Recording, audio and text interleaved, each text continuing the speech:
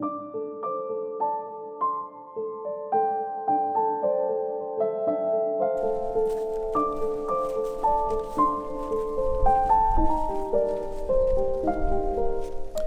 name is Francis Oloya.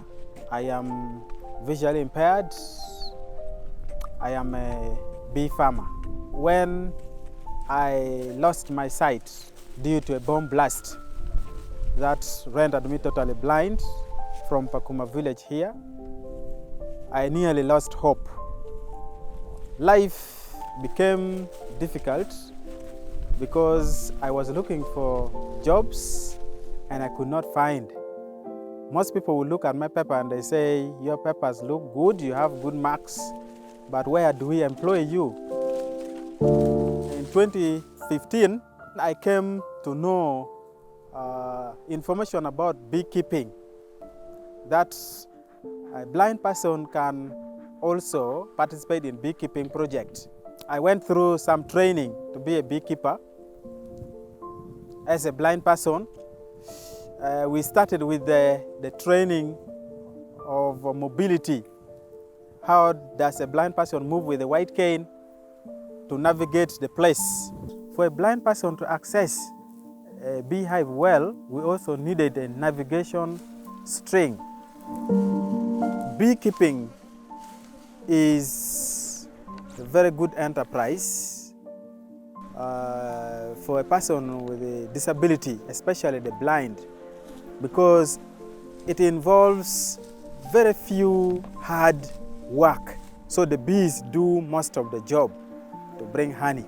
So it is disability friendly, and I get some income out of it, which is helping me to pay school fees for my children. They are also teaching us to have value addition.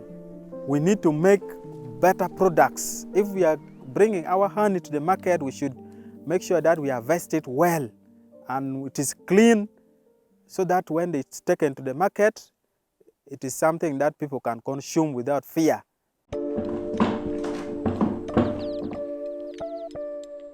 The training I got from Tunado, they teach us how to make honey. You know, when we are harvesting honey, we make it crooked with a comb. It's not all that fine and not all that ready. Before I was selling them with that comb, but when I got training from Tunado, they teach us how to use byproduct from honey, whereby we purifying it. The byproduct we use for different things. We don't pour. During training, we are able to get some equipment like settling tank. This company, they give us in terms of loan so that we pay afterward. They give us settling tank, they give us bucket for harvesting honey, and some trainer. Those are the benefits we got from the organization, Tunado. So far, I'm happy because if you see from where I was and now where I am, there's a great change. I'm able to raise money, whereby I'm able to pay my children to school, and I'm getting them for their medical care, and I'm paying their school fees also. The training that I got from Tunado has changed my life in a way that I can be able to process honey and I can sell, and also out of it I'm able to feed my family, and also I'm able to buy a piece of land whereby I've planted my trees. It is very important to train more women to join this business. You will be a capable woman. Normally, I have experience of having about 11 kilograms of honey. So out of these 10 beehives, I would be able to get about 110 kilograms. Each kilogram goes for a minimum of 10,000. As a blind person, bee farming makes me feel proud that through this beekeeping project, I'm contributing much to the community, because the bees are also helping to pollinate crops in the community, and also helping to improve on our environment by this tree planting. And this is one way that I think Oxfam is taking a big step to include persons with disability, so that this issue of unemployment, is fought through this strategic approach.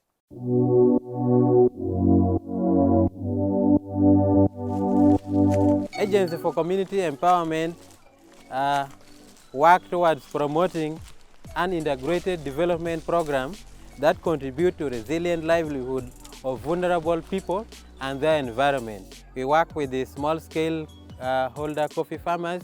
We found farmers were producing coffee at a household level. The farmers also had challenges in marketing their coffee, but when they came together under this project, it started commanding a premium price that can help them plan and do some development work at their household level.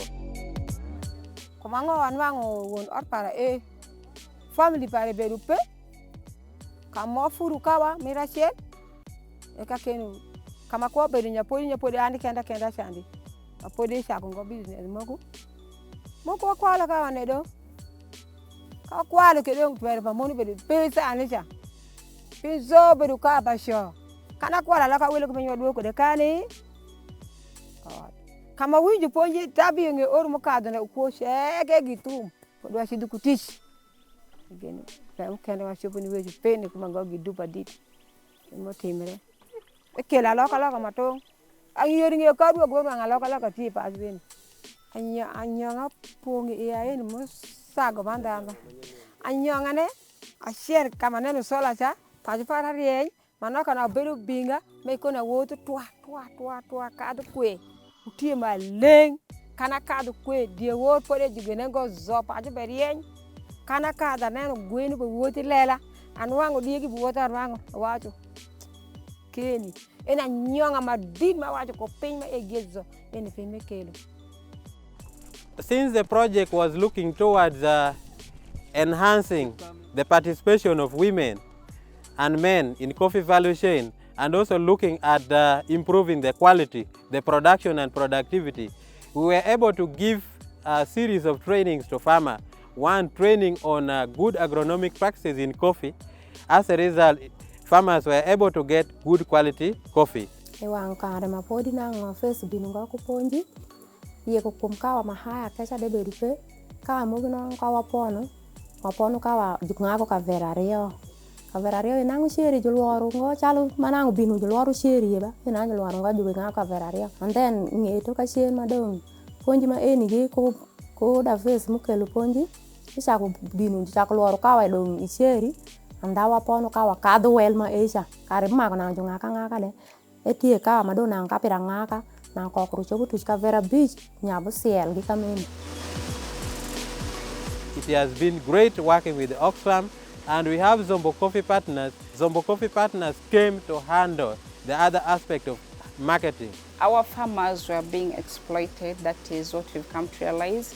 A buyer would go with his own pricing for the farmer, yet actually it is the farmer who has been toiling to produce this. So you find the buyer and even these middlemen benefiting more than the farmer would actually do. We've also given them ready market and an assurance that when we export our coffee, there is a percentage, like 33% of the profit that we get as the company. We always share this even with the farmers, we give them back.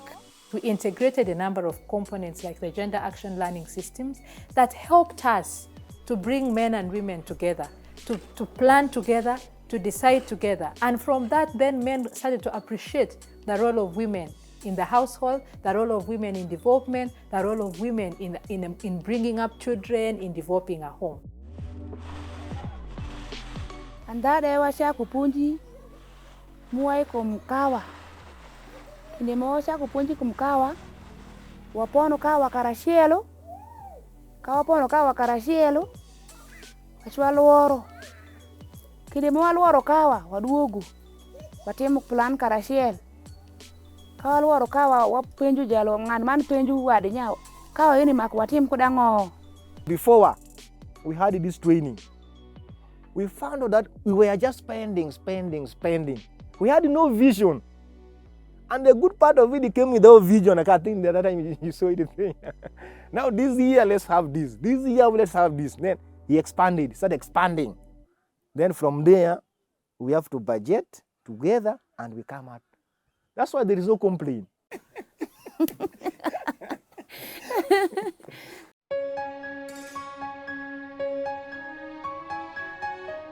I'm by the name of Kelopis. I'm a single mother. I did fashion and design, of which I once had my own business, which didn't work out so well.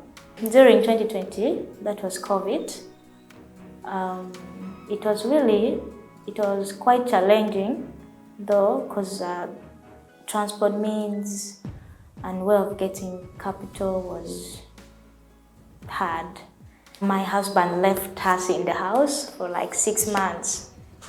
Yeah, with my children.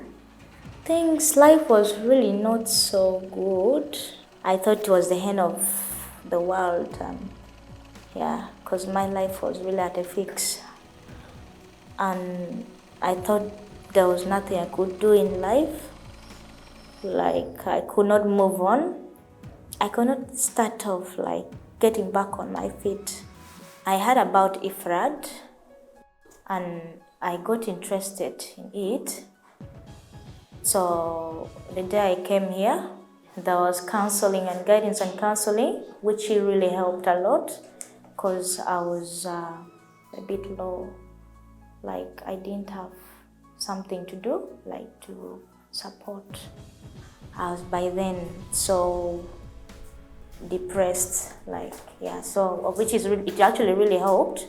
Then after that, we were given in some skills like tailoring.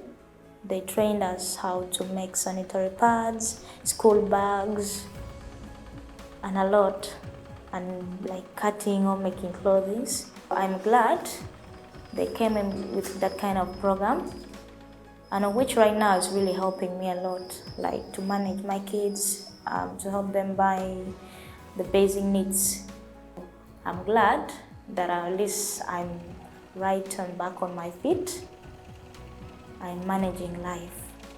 I'm planning to open up my own business. Yeah, because I've raised some little capital over this program.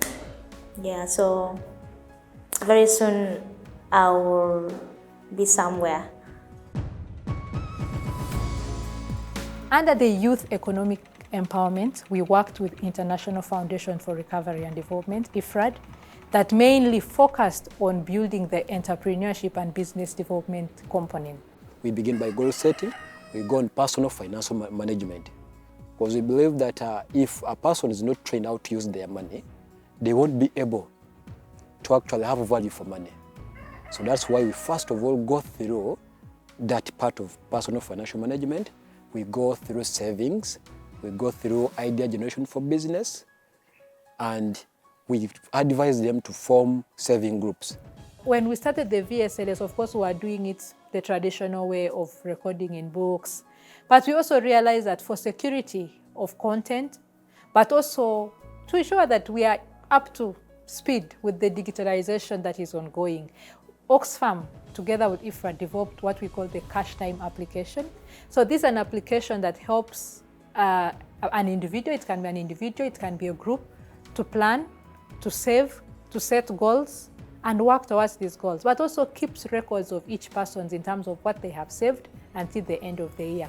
Nowadays, when we are using apps, there's no any explanation about the blame come, I lost my money. Everything is transparent to everyone. There's no any problem.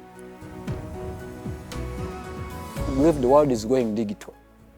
So that's why we came out with the initiative to see that our youth also do what benefit. So they were trained on how to operate a computer, how to run a computer, how to switch on, how to type, and the basic ways of actually writing application online and submitting it. Some of them were their first time to open an email account. They never had it, they never even know about an email. We want the youth also to actually be able to get better prices for their products. That's why we came out with the idea of creating a space, getting a space for them to be able to bulk their products. Bulking, it is just bringing different products to one central place so that we get a buyer who can give this youth a better price.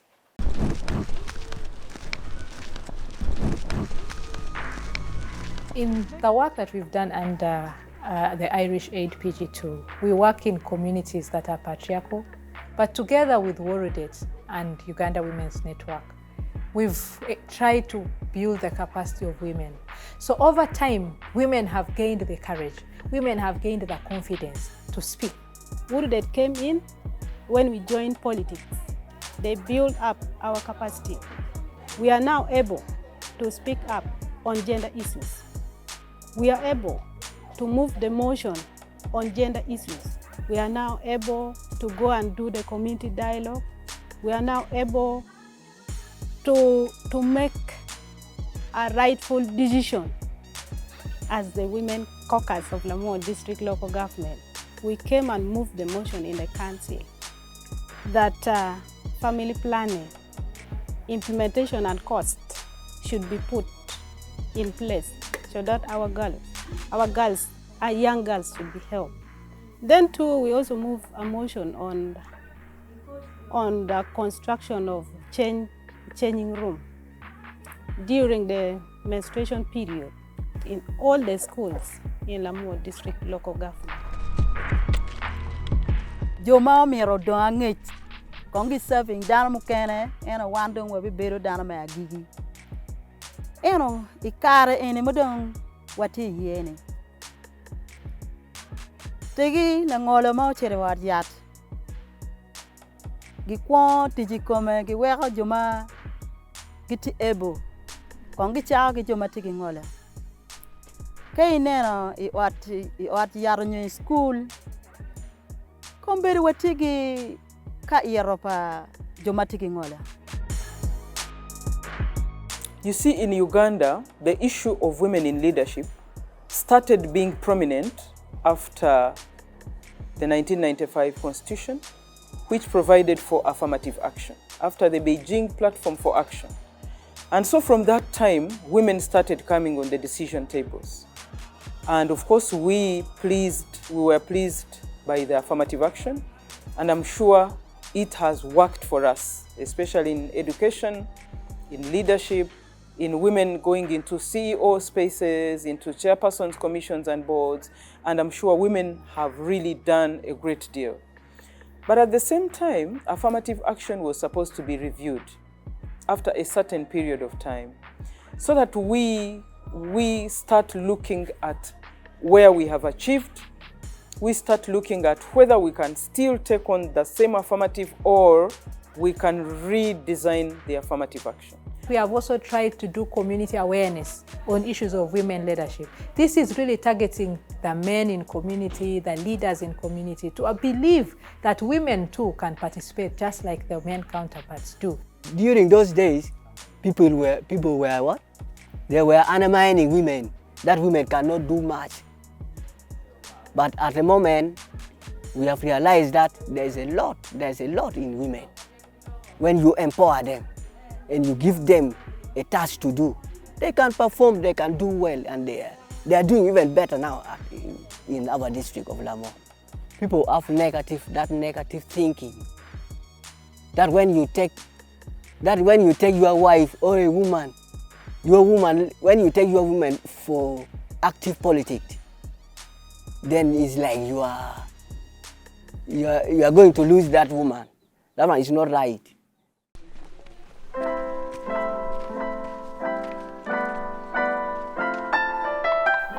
Swing player, teach paramatemu akwayo bongo.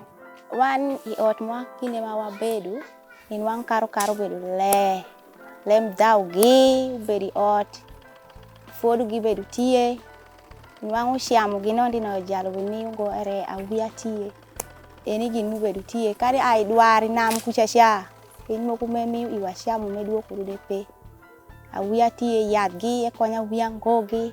Wiya remo watinga wiya teri od yath. Atago ku kenda na kaduogo kodu ka kaindi. Kony man da bedu pe.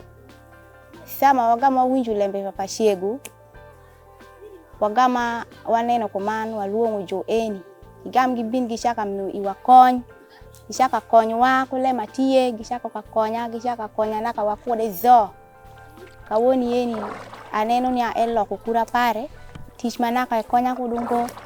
Shamu gime miyungo ire shako kamiyo shamu. Awuya ge shaka gwoko. Awuya musomu giye be chulu fizi. Wagama nwango ponji papa Shegu eni konywa. Emi iwa faida maduong kela loka maduongi ot. Nwango ni ado le marasha kesha mashon shandisha. Upe dong, watie giwa dong maber. Edo kunidandong maleng maber dong. This is an initiative that was initiated by the women themselves, and different interventions have been put in place. For us in Nyaravut, for example, we have had community parliament, where we gave in platform for members of the communities to come and talk to us. What has been the overriding issues that has affected them in pursuit of a violence-free community? The training that we are giving to the male action groups to be our spokesperson in those communities shall also have a very big impact onto us, onto the activities. Male are the main perpetrators of gender-based violence against women and girls. But in life, I considered a woman as a companion, somebody you are supposed to live together, work together, plan together. That has been my aspiration. As a male champion, I felt my major role in a society would be to mediate where necessary. Of course, under mediation, there are 3 areas you look at. What has been the cause, the actors, then the effect. Because if you don't use these 3 angles of reference points, then you are not going to effectively mediate. Before Pachego, it was worse. They were not reporting. They were dying quietly. Women were dying quietly. Even men were dying quietly. They don't report. But now when Pachego came in, things changed. Because they were giving us a helping hand. They were playing drama. They were teaching these women how to do some knitting, how to get some money, not to depend on men. Because we find out that it was economic things. The man is saying, I'm alone, I'm giving A, B, C, D. For you are sitting, you're a goalkeeper. They started even calling the women a goalkeeper. So when these cases are reported to us, what we normally do, we bring the 2 together, find out what was the cause and how can we handle it. But when it is worse, where we can't, we have seen several times we are calling you, you are not changing, we take you to court. It can be the woman, it can be the man, both we take to court. As a district, we are trying our level best to ensure that we reduce, but in the long run, we should eliminate gender-based violence in our community here in the district. And as I speak now, we for example, have what we call a gender-based shelter here in the district.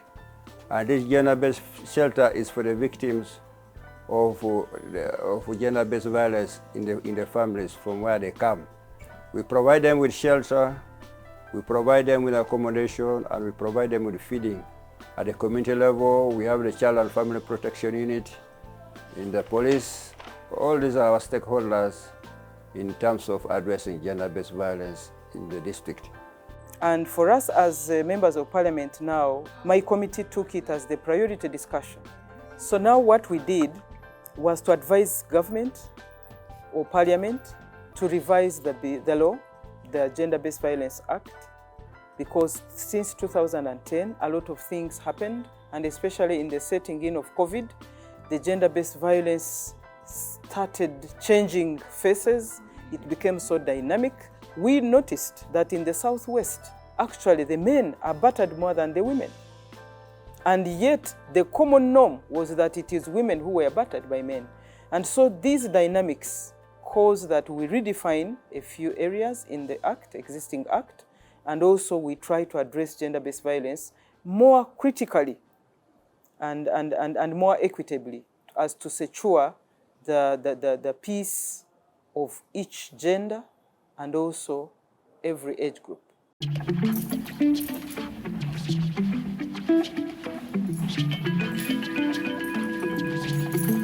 These 5 years have given us an opportunity to test the different approaches. And now we understand what has worked and maybe what has not worked. And in future, given an opportunity, we will be able to scale up some of these approaches that have worked for us in community, but also share this with other partners that will be able to carry on the work that we've done.